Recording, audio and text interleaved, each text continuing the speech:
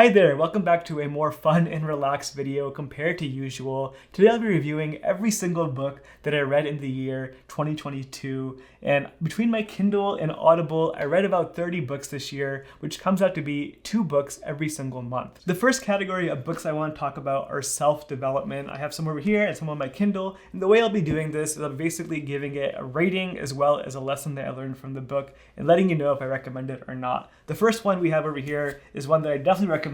It's called Atomic Habits. If you've been following my YouTube channel for a while, this is actually a book that I read in a book club format with all of you in the beginning of this year in January. We had about 100 people sign up to read this book all at the same time. I would rate this book a 5 out of 5, and it's still something to this day that I go back to and reread highlights from. It's one of those books that you learn so much from because the topic applies to every area of life when it comes to behavior change and building positive habits. The one lesson that I definitely remember from this book that I still use to this day is something very specific actually. It's the idea of short-term rewards. When we're trying to build a habit for something, we want to have a reward to incentivize us to keep doing the habit over and over again. But that habit reward needs to be something that we can experience in the short term. I've applied this reward system in so many different ways. The most notable one is every morning when I wake up, I reward myself with a cup of coffee, and that one little reward of getting coffee first thing after waking up as a reward has allowed me to wake up early consistently all year long. The next self-development book that I read this year is on my Kindle, and it's called Digital Minimalism by Cal Newport. I would also rate this book a 5 out of 5. I really enjoyed it because it really changed my relationship with technology. What I mean by that is it really made me think about the pros and cons of every piece of tech that I use, most notably social media. Because of this book, I realized that the cons of social media far outweigh the benefits of keeping in touch with people. And because of that, I no longer keep social media apps on my phone. The third book I want to talk about is also on my Kindle. It's called The 5 a.m. Playbook. And this is something I would probably rate a 4 out of 5, mostly because it only applies to people who actually want to wake up early. I don't like being that guy who preaches that waking up early is the best thing that'll ever happen to you, because I know some people are night owls, and that is just as good as being a morning person as well. But for me, I learned this year that I'm definitely a morning person, and the 5 a.m. Playbook gave me a lot of tips to maintain that routine. The one lesson I learned from that book is probably that it's okay not to be super strict with the 5 a.m. routine. A lot of books out there will tell you to be really strict about waking up at the same time every single day, but this book made it a point to say that it's okay, especially on the weekends, for example, to sleep in a little bit. As long as you maintain the routine in a general way, that is what matters. The fourth book I have is also on my Kindle. It's called The Almanac of Naval Ravikant. And this book, to be honest, took me a long time to read. I started it last year, but didn't finish it until this year. And I would probably rate it a 3 out of 5. And I know that's kind of a shocker for some people because it's a highly rated book in the internet community. But I really found this book to be a bit boring at times. The lessons are really insightful, don't get me wrong. But the book is just basically a compilation of tweets and different posts by Naval put together into a book format. It's not actually a book written in a story format. I think if Naval wrote his own book in a proper way, I would really enjoy it, but the format of this book definitely did not let me enjoy it as much. Speaking of format, that brings me to the next book that I want to talk about, which is actually a physical book that I have over here, Set Boundaries and Find Peace.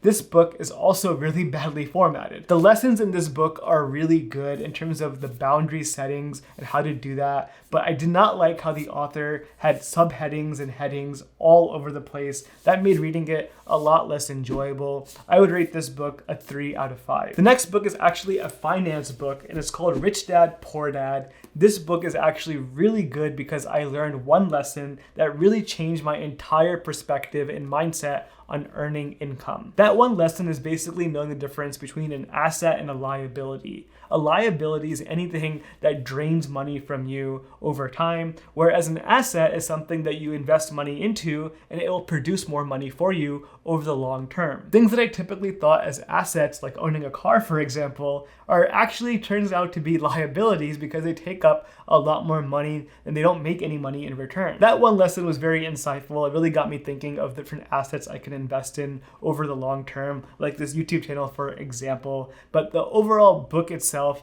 I don't think there was much else that I resonated with or remember from the book, to be honest. I would rate this book as well a 3 out of 5. The last self-development book that I want to talk about is also on my Kindle. It's called Thinking in Bets, and this is a book that I just recently finished at the end of this year. It's a book all about decision making and learning how to analyze your decisions, to learn from them, and make better choices in the future. I learned a ton of different things in this book, but the one thing that really stuck with me is knowing the difference between skill and luck. Every decision we make will have an outcome, and each outcome will be factored by both skill and luck. And oftentimes when something good happens to us, we think we are the most skilled people in the world, but when something bad happens to us, we think it's just bad luck. Knowing the difference between the two of these things and knowing that there's both skill and luck in every outcome that happens to us will really make us think and reflect deeply about all the outcomes that we experience and really dig down into the details to see why things happen the way they do. I would rate this book a 4 out of 5. I really did enjoy it, and it was really relatable to different parts of life. All right, the next category of books I want to talk about are the books I read on Audible. I've got my headphones over here. Let's get into this. All the books on Audible that I read are usually memoirs with a few exceptions here and there. Let me talk about those. The first one that I want to talk about is called A Life on Our Planet by David Attenborough. I really enjoyed this book, especially if you're into learning more about the Earth and hearing David Attenborough's voice. I think you'll also really enjoy this book. David basically goes back in time to when he was first born and does an analysis of the world and its current state, then goes through different phases of his life and how the world has evolved from a different perspective of climate change. And it really, really is shocking to hear all the predictions that are coming up for our future as well. I really enjoyed this book. It was a really fun listen to have. And honestly, you can't beat his voice either. I would recommend this to anyone. The next Audible book that I have is called No Rules Rules, Netflix and the Culture of Reinvention by Reed Hastings. And this book is made by the CEO of Netflix. And I really did enjoy it, but I wouldn't recommend it to most people because it's a very tech-oriented book. If you don't work in a tech company, you're probably not going to enjoy this book very much. What Reed and his co-author Aaron do is basically do a deep dive analysis into the culture of Netflix. And it's really interesting to see how they do things so differently compared to other companies. If you do work in a big corporate company, you would definitely enjoy learning about their culture. I would recommend it to you if that is the case. The next book that I read is a political book titled Peril by Bob Woodward and Rob Costa. This is a great book if you're interested in the US and the politics that we experience over the past 5 to 10 years. It is really, really insightful, but I don't want to get into politics, so I'll leave it at that. The next Audible book that I listened to this year is also based on politics. It's called Becoming by Michelle Obama. Now, this book obviously has to do with politics and Barack Obama and how he was elected president, but it does a deeper behind the scenes of their family life and Michelle's life, which I actually found to be really cool. There's things in this book that really make you see the human side of being the president of the US and being part of the family that lives in the White House. Now, somewhere in the book Becoming, Michelle talks about meeting Nelson Mandela, and because of that, I ended up reading, or listening to rather, Nelson Mandela's autobiography called A Long Walk to Freedom. This book is a chunky one. I actually have it over here somewhere, and I have to say, if you want to read a book and you don't have anything else to do, this book will keep you busy for a very long time. I really love this book. To be completely transparent, I knew nothing about Nelson Mandela before reading this book or listening to it on Audible, but after listening to it, I see why he is considered a hero in a lot of people's eyes. I think this is a book that everyone should read at some point. Nelson's life is really, really inspiring. The things he went through for freedom and being a freedom fighter are just so inspiring for anyone who wants to learn more about it. After listening to this very lengthy book, I needed a bit of a break, and I found something a bit lighter. I read The Really Professional Internet Person by Jen McAllister. She's actually a YouTuber who I used to watch way back in the day, not so much anymore. But I remember this book because I remember when it came out. I never got around to reading it because I wasn't really reading books at the time, but for some reason it came back to my mind, and I wanted to read about a YouTuber who found success very young and what that process was like. Jen's book is definitely very funny to read and listen to. I like that she narrates the Audible version herself. So if you want to listen to a book about a YouTuber, I would recommend that. The next book that I have that I listened to is called Maybe You Should Talk to Someone. This is a great book that will destigmatize therapy for you. For me, I started going to therapy this year, and I completely recommend it to everyone. It's one of those things that people should do in life. And this book was one of those things that definitely peeled back the curtain a bit of what it's like to go to therapy. It's written by a therapist, and she talks about the different stories she has about the clients she's worked with and her own journey of going to therapy as a therapist. It's a really insightful and funny read. I would definitely recommend it if you want to learn more about that. The next book that I read on Audible this year is called I'm Glad My Mom Died by Jeanette McCurdy. And I know that sounds like a very morbid title, but this is one of my favorite books from the year. It is really well written. Growing up, I watched iCarly, and I know who Jeanette McCurdy is from that show, and just seeing what she was going through while filming that show is just mind-blowing, all the different challenges she went through. And I promise you, if you want a fun, happy, and enjoyable read, this book does have that in it as well, but there are definitely some sad things in there too. This book has all different emotions that you will feel. I would definitely recommend it, and definitely get the Audible version because Jeanette will narrate it herself and you feel much more connected to what she's saying through her own voice. The next Audible book that I have for this year is called The Light We Give by Simranjeet Singh. I definitely feel a bit more biased towards this book because it's about the Sikh religion, and if you don't know what Sikhi is, I think this is a great read to get you acquainted with the faith and what exactly we believe in and why we look the way we look. It's a really, really insightful book with really personal stories from a Sikh person who lived in Texas.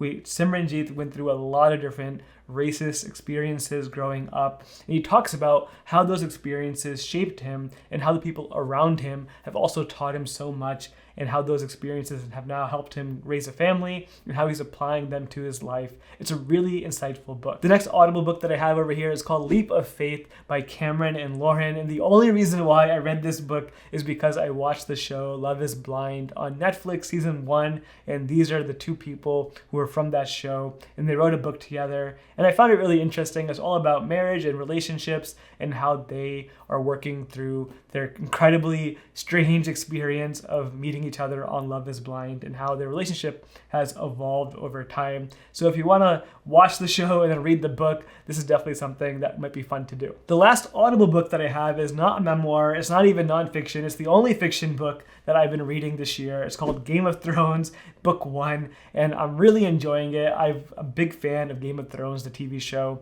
I watched House of the Dragon this year as well, so I really wanted to try the books, and I decided to get the Audible book for Game of Thrones, and I'm actually really enjoying it. I think the book is way more detailed and more fun to read than watching the shows, so I would recommend it if you're a Game of Thrones fan. Definitely pick it up. The Audible version is really nice. You can listen to it at double speed and get through it really quick. It's a very long book as well. That is it for the Audible category. Let's start the new category, which is all about self-publishing and writing books. Like I talked about at the beginning of the video, I'm a self-published author. I published my first book this year, and I just finished publishing my second book as well. And I actually read a few books about this topic. I want to share those with you. If you have an interest in writing a book one day, I would strongly recommend picking up these books and learning how to do it. It's actually a lot easier than you might think. The first self-publishing book that I read is called Let's Get Digital, and I honestly don't remember much from the book. I just remember it being a great Kindle book. I learned a lot about self-publishing and how it works and all the fundamentals.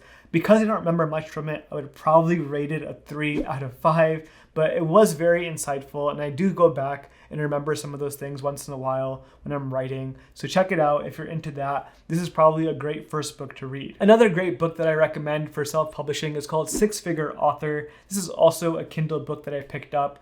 This book is probably a bit more memorable than the other book that I talked about because it talks about more of the finances and how to make money while being a published author on the Amazon platform. Now, I do think it's a bit biased towards making money and how to make it a business and whatnot, but it does talk about all the important things when it comes to self-publishing. There are other factors to consider, like actually writing and marketing and all of that fun stuff.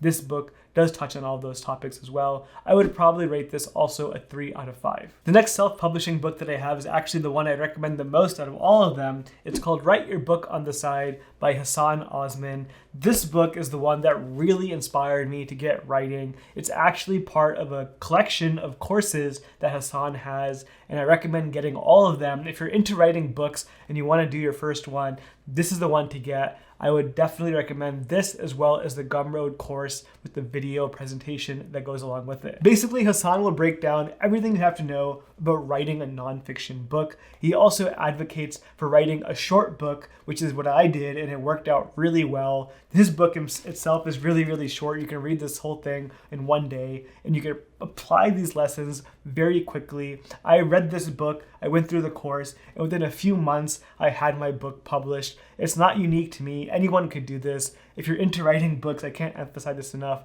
This is the book to recommend, 5 out of 5. Now, speaking of Hassan Osman, he actually has a few other books that I picked up to get a feel for what his books are like. The first one is called Don't Reply All. It's a book about emails and how to write better emails at work. If you're in a corporate job, I would recommend that book as well. I would actually think about getting this for your coworkers, even I'm considering that for myself. I would recommend that book a 5 out of 5 for that specific topic. And also, he has one more book that is also in the business world. That other book is called Better Online Meetings. It's very similar, very hyper-focused on one specific topic of having better meetings in the corporate world. Again, if you're in that kind of space, this book will be really helpful. Also 5 of 5 if you're into that space. The next category I want to talk about is all about entrepreneurship and content creation. And honestly, I did not read that many books in this category this year. I think next year I'll make it a point to pick up a few more. The first one I have here is called Show Your Work. Now, I have read this book before, but I reread it this year, and this book is one of my all-time favorites. It's written in a way that will really inspire you to share something small every single day and share your creative process with the world. And if you're into posting things online, or even if you're hesitant to do it, this book will tell you why you should. The second book that I read about content creation and entrepreneurship is called Newsletter Ninja. If you subscribe to my newsletter, you know I put a lot of work into it, and this book really helped me learn how to make my system for writing a newsletter really, really efficient. I would rate Show Your Work a 5 out of 5, and I would probably rate Newsletter Ninja a 4 out of 5. Both those books are really good for anyone who's a content creator. The next category of books that I have over here are productivity. I read quite a few productivity books this year, and I've learned something small from each and every one of them. Let's get started. The first productivity book that I read this year is called Eat That Frog. There's only one lesson that stuck with me, and it's the most important one. Basically, get the most important task done earlier in the day. Do not procrastinate it. Just get your most important work done as soon as possible. This book is really, really short, but it taught me so much. I actually have highlights from this book that still resurface in my daily read-wise toward the end of the year right now. I really enjoyed reading it, and I recommend it to anyone who needs a bit of motivation to get their work done. 5 out of 5. The next book that I have over here is something I don't even remember reading. It's called Do It Today, and this is a book that is very similar to Eat That Frog.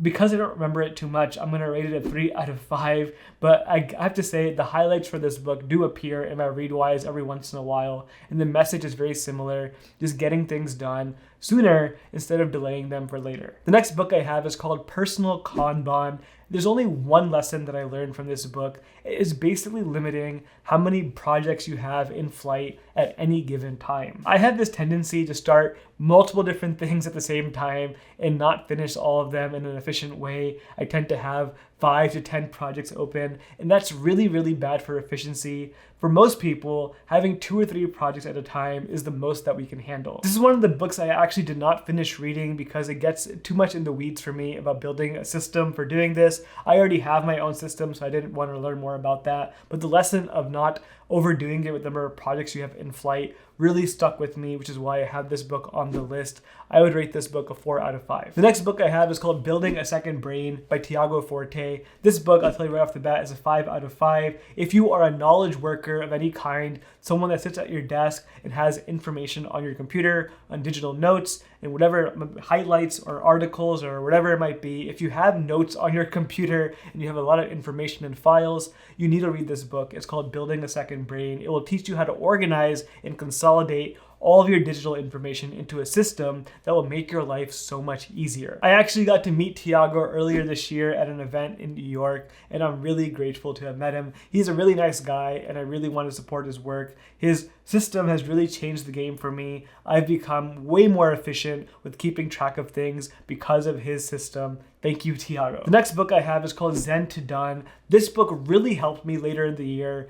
As the year progressed, I was just feeling really overwhelmed with my productivity system. It just wasn't really working for me anymore. Zen to Done taught me a lot of small tidbits to make my system more zen. And the main thing that I learned is only having 3 main important tasks every single day. Having any more than that really makes it difficult to go through your to-do list on a daily basis and feel like you can do everything. Having 3 tasks and limiting it at that really makes things more achievable. I would rate this book a 5 out of 5. It's a short book. It actually has quite a few other habits that make your productivity so much more efficient. Coming up next, we have a book called Indistractable. This book was also really, really nice. It taught me a lot of tidbits on not getting distracted and how to optimize my environment so I can be more focused. I don't really have a very specific lesson that I learned from this book. There were actually quite a few smaller lessons that I learned. I would rate this book a 4 out of 5. The last book I have on this list is called The One Thing. This is a very highly rated book in the productivity space, and I see why. There's actually quite a few tidbits of information in this book,